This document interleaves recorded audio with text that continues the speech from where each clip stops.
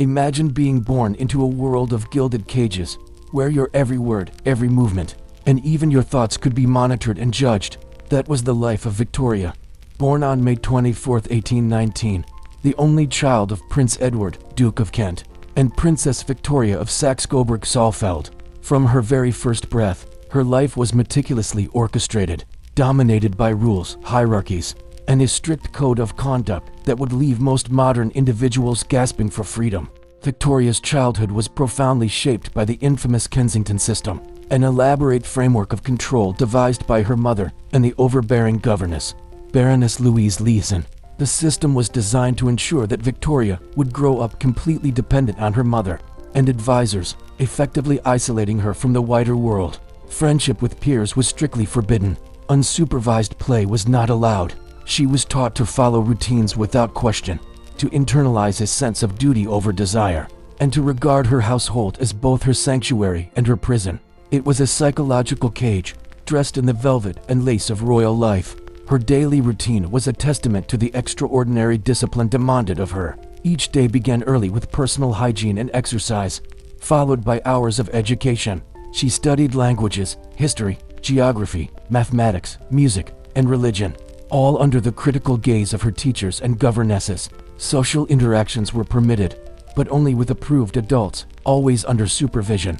Victoria's letters and correspondence were carefully scrutinized, creating an environment where even private thoughts could be co-opted as tools for shaping her character.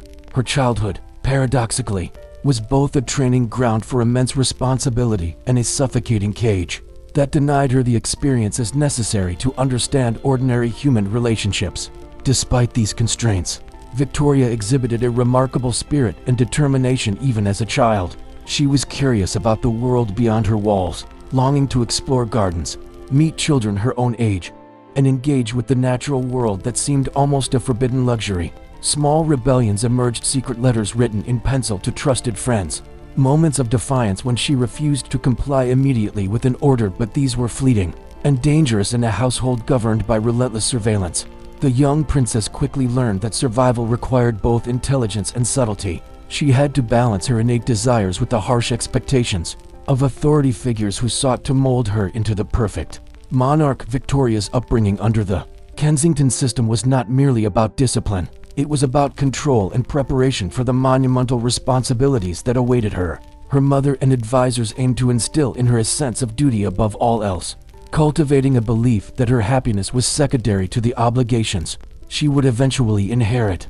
This intense preparation, though psychologically challenging, forged in Victoria a resilience and independence that would become crucial in her later life. She learned to rely on her own judgment, to navigate complex social and political dynamics, and to assert her authority when the time came.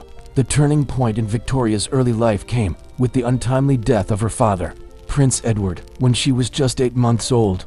This loss left her in the sole care of her mother and Leeson, intensifying the isolation imposed by the Kensington system. The absence of a father figure meant that Victoria's emotional development was largely shaped by the controlling presence of adults whose primary concern was her preparation for the throne rather than her personal happiness. Her mother's dominance over her life remained unchallenged, and the young princess grew up acutely aware of the power structures around her. She internalized lessons about authority, obedience, and strategic thinking that would serve her well in the political arena of adulthood. As she approached adolescence, Victoria's understanding of her position deepened. She was heir presumptive to the British throne, a role that carried immense pressure and expectation. At the age of 18, following the deaths of several elder relatives who might have preceded her in succession, Victoria suddenly found herself catapulted to the status of Queen of the United Kingdom. Her transition from protected child to sovereign ruler was abrupt and profound. She moved from the sheltered walls of Kensington Palace to the political and social crucible of the monarchy, where every decision would carry weighty consequences for a nation. Victoria's coronation in 1837 was not just a ceremonial event, it was the beginning of a journey defined by the need to assert authority, navigate complex political structures, and balance personal desires with public duty. She was acutely aware that her life would no longer belong to her alone. Every action, from her interactions with ministers to her conduct in public, would be scrutinized and interpreted as a reflection of the monarchy itself. Yet, despite her sheltered upbringing, Victoria proved remarkably adept at assuming her role. The resilience and intelligence cultivated during her constrained childhood allowed her to face challenges with a combination of firmness and grace that would define her reign. Victoria's early life was also marked by intense emotional growth. Though isolated, she formed deep bonds with trusted confidants like Baroness Liaison and John Conroy, individuals who provided guidance, mentorship, and occasional emotional solace. These relationships, though carefully regulated, gave her a sense of stability and loyalty in a world where trust was often a precarious commodity. They also helped her understand the complexities of human nature, loyalty, ambition, and manipulation, which would become invaluable as she navigated the political intricacies of the Victorian era. The young queen's ascension was both a personal and political milestone. It signaled not just the assumption of power, but also the culmination of years of rigorous, often harsh, preparation. Her childhood experiences under the Kensington system, with all their constraints and challenges, had forged a woman capable of ruling a vast empire with poise, intelligence, and authority. The isolation and discipline of her early years, while difficult, instilled in her a unique combination of caution, strategic thinking, and resilience. These traits would shape her decisions, her interactions with Parliament, and her role as a symbol of stability during a period of significant social and industrial change in Britain. Ultimately, Victoria's early life and ascension reveal a story of paradoxes: confinement and preparation, restriction and empowerment, obedience and the emergence of independent judgment. She was molded by a system that sought to control every aspect of her existence. Yet it was this very system that nurtured the skills and resilience necessary for one of the longest and most influential reigns in British history. Victoria's journey from isolated child to sovereign monarch is a testament to the intricate interplay of power, psychology, and destiny, illustrating that even in the most controlled circumstances, human strength and adaptability can emerge in remarkable ways. Becoming queen at the tender age of 18 thrust Victoria into a world that was at once dazzling and suffocating, empowering and endlessly demanding. The transition from a tightly controlled childhood to the responsibilities of monarchy was not a gentle one. It was a sudden plunge into the currents of public scrutiny, political maneuvering, and personal sacrifice. Every day of her life as queen was governed by a rigid structure that left little room for spontaneity or personal freedom, and yet, it was within this structure that she began to shape her identity. As one of Britain's most iconic rulers, Victoria's daily routine was an intricate choreography designed to balance duty, education, and appearances. Mornings began before dawn, with personal hygiene, prayers, and reflection. Unlike ordinary teenagers of her time, or indeed anyone outside royalty, Victoria's mornings were not for leisure or play, but for preparing mentally and emotionally for the day ahead. Her wardrobe alone was a monumental task, requiring careful attention to dress codes that signaled rank, respect, and conformity to centuries of courtly tradition. Every garment, accessory, and hairstyle communicated her status, her attention to protocol, and her understanding of the symbolic power she wielded. After her private morning rituals, the Queen's day would shift into a mix of political and ceremonial duties. She held audiences with ministers, advisors, and foreign dignitaries, each meeting demanding precision, tact, and a deep understanding of the subtleties of power. These interactions were more than mere formalities. They were arenas where influence was exercised, allegiances were tested, and the boundaries of authority were defined. Despite her youth, Victoria quickly learned the importance of observation, listening, and measured speech. One careless word could provoke political tension, offend an ally, or fuel gossip in the court and across the empire. The Queen's schedule was also filled with correspondence. Letters from subjects, diplomats, and family members poured into her chambers daily, each requiring careful reading and thoughtful response. Some were trivial, others urgent, and a few carried the weight of life and death decisions for the empire. Victoria understood that her words, even in private letters, could be interpreted as official statements, shaping public opinion and international relations. This constant scrutiny created a mental environment where the boundaries between personal and political life were nearly non-existent. Every decision was a reflection not only of her character, but of the monarchy itself. In addition to political responsibilities, Victoria faced the relentless demands of court protocol and public appearances. Balls, dinners, and receptions were not mere social gatherings but meticulously staged performances, where every gesture, posture, and expression communicated a carefully curated image. She was expected to inspire awe, embody moral virtue, and maintain a regal presence at all times. Even casual encounters with subjects were laden with symbolism. A smile, a nod, or a glance could convey warmth, benevolence, or authority. The weight of expectation was enormous, and the queen's personal desires were often secondary to the demands of her position. Beyond the public sphere, Victoria's private life was similarly constrained. Personal relationships were carefully monitored, and friendships were limited to those deemed acceptable by protocol and family influence. Her early experiences under the Kensington system, with its emphasis on control and isolation, had prepared her for this, but they also left her craving genuine human connection. She sought companionship and trust in individuals like Baroness Leeson, her childhood governess, whose loyalty and guidance provided an emotional anchor in a world otherwise dominated by obligation and formality. These relationships were both lifelines and reminders of the isolation inherent in royal life. One could trust very few, and even those were under constant scrutiny. Physical and mental health were also ongoing challenges. The weight of expectation, the long hours of sitting through official duties, and the constant pressure of scrutiny were exhausting. Yet, Victoria was expected to display composure at all times. Her life was a balancing act between personal well-being and the demands of sovereignty. She developed routines to maintain focus and stamina, including walks, reading, and quiet reflection. Though these moments were rare and often fleeting, even leisure was structured. Vacations, carriage rides, or simple walks in the gardens were punctuated by attention to decorum, attire, and visibility. Free, unobserved moments were nearly impossible. Victoria's reign also coincided with a period of immense social, industrial, and political change. The rapid growth of cities, advances in technology, and the expansion of the British Empire presented complex challenges.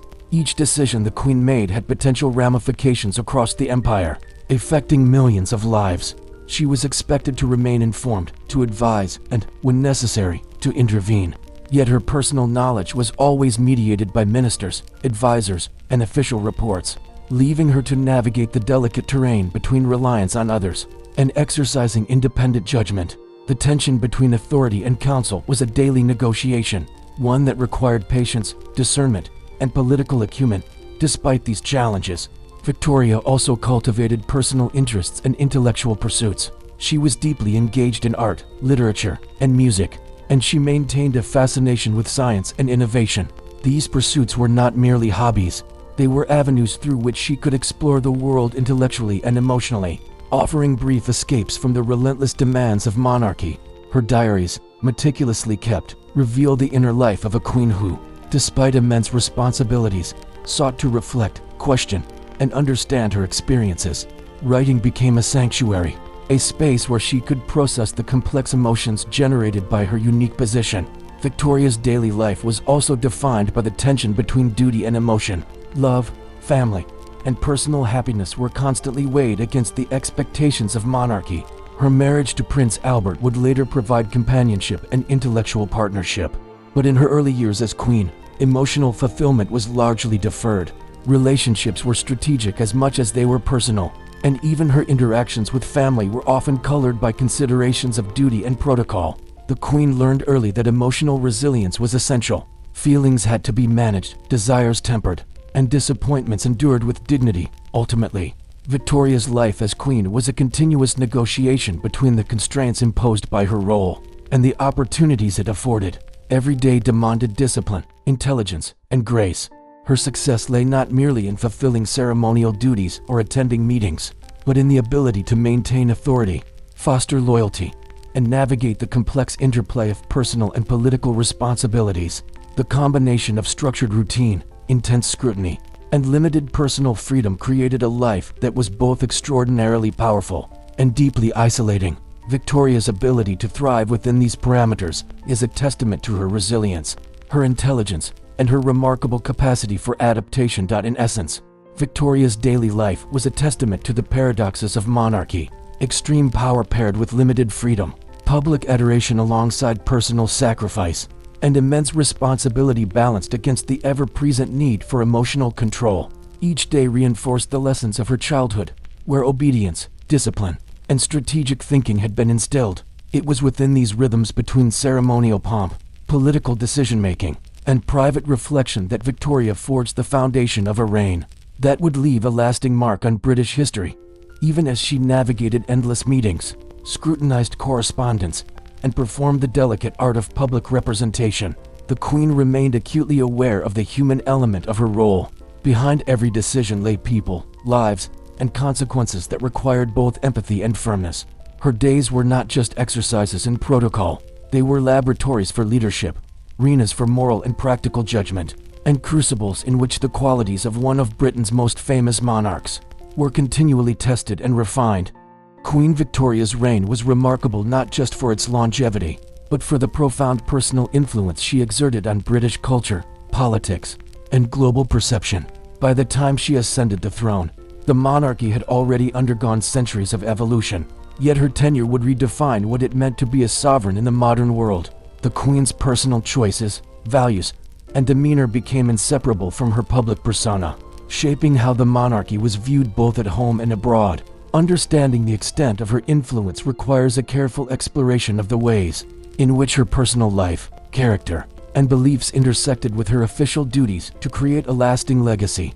One of the most striking aspects of Victoria's personal influence was her approach to morality and public image. She cultivated a persona of dignity, discipline, and propriety that became emblematic of the Victorian era itself. The Queen's personal conduct was held up as a model for behavior across Britain and, indeed, throughout the empire. Her steadfast commitment to family, domestic order, and religious observance influenced social norms, shaping expectations of morality, gender roles, and decorum. Victoria's dedication to virtue and self-restraint resonated deeply with a society undergoing rapid industrialization, urbanization, and social change, providing a symbolic anchor amidst uncertainty. Victoria's marriage to Prince Albert amplified her personal influence and provided a model for royal partnership.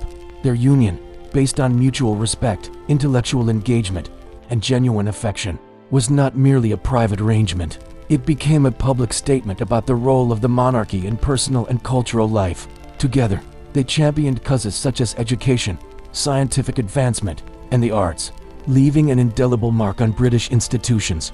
Albert's guidance also helped Victoria navigate the complexities of governance, diplomacy, and ceremonial duties, reinforcing the Queen's image as a capable and conscientious ruler. The royal couple's devotion to each other humanized the monarchy, showing that even sovereigns could experience deep emotional bonds and family life. Victoria's personal influence extended into fashion, etiquette, and cultural trends. Her preferences and practices shaped societal behavior, from mourning attire to child-rearing methods, and her attention to detail in court ceremonies set a standard emulated by the nobility and middle classes alike. For instance, after Albert's death, Victoria's prolonged period of mourning set the tone for public grief, influencing customs around bereavement across Britain. The Queen's personal tastes in art, architecture, and literature also guided public appreciation, promoting cultural initiatives and institutions that would endure long after her reign. In this sense, Victoria's personal life was inseparable from her role as a cultural arbiter, and her influence permeated the social fabric of the nation. Another dimension of Victoria's legacy lay in her impact on political life. Although Britain's constitutional monarchy limited her direct power, the Queen wielded substantial informal influence through counsel, persuasion, and example. She cultivated relationships with prime ministers and political leaders, offering advice, expressing opinions, and sometimes intervening in matters of state with subtlety and strategic insight. Her judgments and preferences could shape policy discussions, appointments, and public perception, reflecting a sophisticated understanding of the interplay between personal authority and institutional power. Victoria's correspondence with ministers reveals a ruler deeply engaged with the mechanisms of governance. Even when formal powers were circumscribed, Victoria's influence was also deeply intertwined with her role as a mother and matriarch. She had 9 children, and through their marriages across Europe, she became known as the Grandmother of Europe.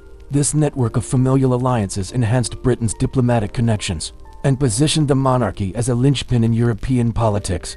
Victoria's personal guidance in her children's upbringing, her insistence on moral education, and her involvement in their lives extended her influence beyond the palace walls, shaping the character and values of future leaders. Her approach to family life blended personal affection with a clear sense of duty and responsibility, reinforcing the idea that the private conduct of a sovereign could have public significance. The Queen's personal resilience also contributed to her enduring legacy. After Albert's death in 1861, Victoria withdrew from much of public life, yet she maintained her influence through careful correspondence, selective appearances, and the continued cultivation of her personal image. This period of mourning highlighted the interplay between private emotion and public perception.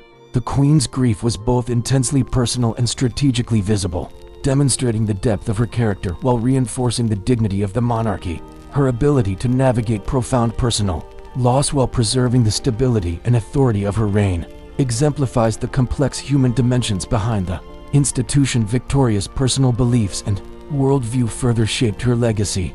Her devotion to religion, her sense of duty, and her commitment to moral principles informed her decision-making, her public speeches, and her approach to governance. She valued honesty, loyalty, and diligence, expecting these traits from her ministers, family, and subjects. Her writings and journals reveal a contemplative mind, constantly weighing the ethical and practical implications of her actions. In doing so, she became not only a ruler but a moral exemplar, whose conduct offered guidance and inspiration to a society navigating the challenges of modernity. Moreover, Victoria's reign coincided with an era of tremendous global expansion for Britain. The British Empire reached unprecedented heights, and Victoria's personal image as sovereign symbolized the stability, continuity, and legitimacy of imperial authority. Her portrait appeared on coins, stamps, and public buildings, and her presence at ceremonies and exhibitions reinforced the symbolic unity of the empire. The Queen's personal influence thus extended far beyond Britain's borders, shaping international perceptions of monarchy, culture, and power. Her ability to project dignity, constancy, and moral authority helped solidify Britain's global standing. During a transformative period in world history, Victoria's legacy was also cemented by her engagement with technological and cultural advancements. She embraced innovations such as photography and rail travel, understanding their potential to connect her with her subjects and modernize the monarchy. She supported education, charitable initiatives, and the promotion of scientific discovery, often guiding policy or offering patronage in ways that reflected her personal convictions. Through these actions, Victoria demonstrated that personal vision and values could extend influence across multiple domains, leaving a lasting imprint on society, culture, and governance. Finally, Victoria's personal influence was inseparable from the enduring symbolism of the Victorian era itself. Her values, comportment, and leadership style became intertwined with national identity, defining an epoch characterized by industrial progress, moral earnestness, and social order. The Queen's ability to harmonize personal virtue with public duty, emotional depth with political acumen, and private interests with cultural patronage created a model of monarchy that would inspire generations. Her life exemplified the intricate interplay between the personal and the political, showing how one individual's character, choices, and relationships could shape the trajectory of a nation and leave an indelible mark on history. In sum, Queen Victoria's personal influence and legacy were the product of a complex interplay of character, intellect, emotion, and circumstance. Through her conduct, decisions, and relationships, she shaped cultural norms, political expectations, and international perceptions, demonstrating that the personal life of a monarch could resonate across society and time. Her reign was not defined solely by the formal powers of office, but by the careful cultivation of persona, values, and moral authority. In navigating the challenges and opportunities of her position, Victoria left a legacy that continues to inform understandings of leadership, duty, and influence in the modern world.